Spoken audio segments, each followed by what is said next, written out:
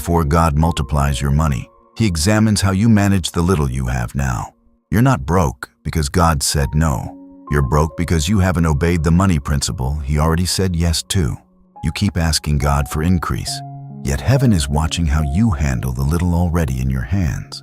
Because Luke 16:10 warns that whoever is faithful in small things will be trusted with much. And this is the shocking foundation of kingdom wealth. You don't attract abundance by desire. You unlock it by stewardship. Your money listens to your character before it obeys your commands.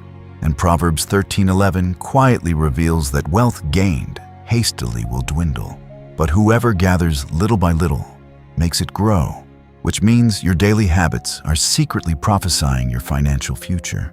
You cannot pray away financial disorder while living in financial chaos, because 1 Corinthians 14:40 declares that all things must be done decently and in order, and money thrives where order lives. The hidden truth is that wealth is spiritual before it is material. Deuteronomy 8:18 says it is God who gives you power to get wealth, not just opportunities, not just connections, but power, divine capacity, placed on disciplined hands. This is why two people can earn the same income yet live in different financial realities, because one operates covenant principles while the other runs on emotion. Proverbs 21:5 exposes another secret. The plans of the diligent lead surely to abundance, but everyone who is hasty comes only to poverty. So your planning is not optional, it is prophetic. When you budget, save, invest, and restrain impulse, you are not being restrictive. You are aligning with wisdom that multiplies. Ecclesiastes 11:2 whispers, a strategy wealthy minds live by. Invest in 7 ventures. Yes, in 8, you do not know what disaster may come upon the land, revealing that diversification is not worldly. It is biblical foresight. Yet the most misunderstood money principle remains giving, because Luke 6:38 declares, "Give, and it shall be given unto you, good measure, pressed down, shaken together, running over." But few people know that generosity is not loss, it is a trigger.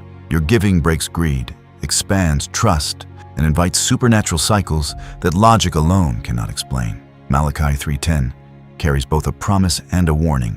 Bring the whole tithe, test me in this, and watch heaven open its windows. This is one of the only places God tells you to test Him financially.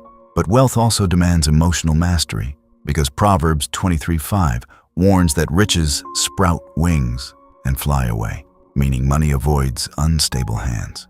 If you cannot control spending, impulses, envy, or comparison, wealth will visit but never stay. The secret wealthy believers understand is contentment with growth. Hebrews 13:5 teaches you to be free from the love of money while stewarding money wisely, because obsession repels what discipline attracts.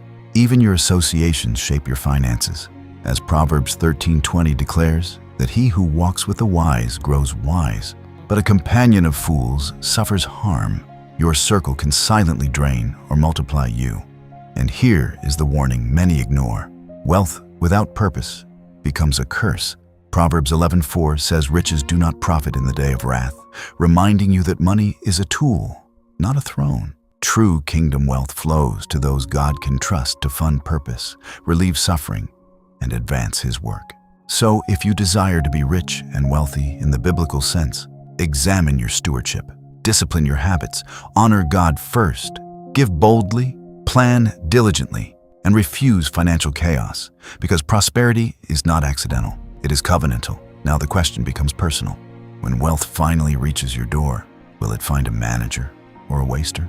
Let this be the moment you shift from wishing to practicing, from praying only to obeying. Because the principles you live today will decide the wealth you see tomorrow. If this awakens something in you, subscribe, like, and share this message. Because someone else needs this warning, this secret, and this chance to align their finances with God's design.